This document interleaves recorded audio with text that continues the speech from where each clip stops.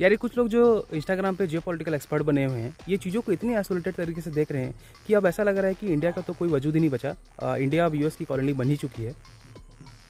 अगर इन्हें थोड़ा बैकग्राउंड पता होता इंडिया की नेशनल फॉरेन पॉलिसी के बारे में, इंडिया के नेशनल इंटरेस्ट के बारे में, तो ये डॉट्स को कनेक्ट कर पाते। इंडिया के खिलाफ कोई भी न्यूज़ आ रही है तो ये ऐसे रिएक्शन दे रहे हैं कि पता नहीं क्या ही हो गया हो। इंडिया के खिलाफ कुछ भी न्यूज़ में आते ही ऐसे रिएक्शन नहीं देते कि इंडिया चुप क्यों है, इंडिया कुछ बोल क्यों नहीं रहा है। यूएस ने इंडियन ओशन में ईरान के वॉरशिप को डुबा दिया, लेकिन इंडिया ने इसे कंडेम नहीं किया।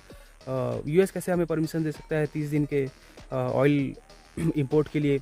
ऐसे सब रिएक्शन तभी आते हैं जब आपको बैकग्राउंड ना पता हो, आप चीज़ें कनेक्ट नहीं कर पाते हो। हमने इंडिया की आज़ादी के बाद से ही यही स्टैंड अपनाया है, स्ट्रेटेजिक साइलेंस का।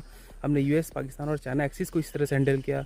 हमने 2 न्यूक्लियर टेस्ट में लगे सैंक्शन को इसी तरह से हैंडल किया, जियो पॉलिटिकल प्रेशर को इस तरह से हैंडल किया। इंडिया की फॉरेन पॉलिसी किसी भी इवेंट को आउटराइटली क्रिटिसाइज या फिर कंडेम या फिर अप्रिशिएट करने में नहीं रही।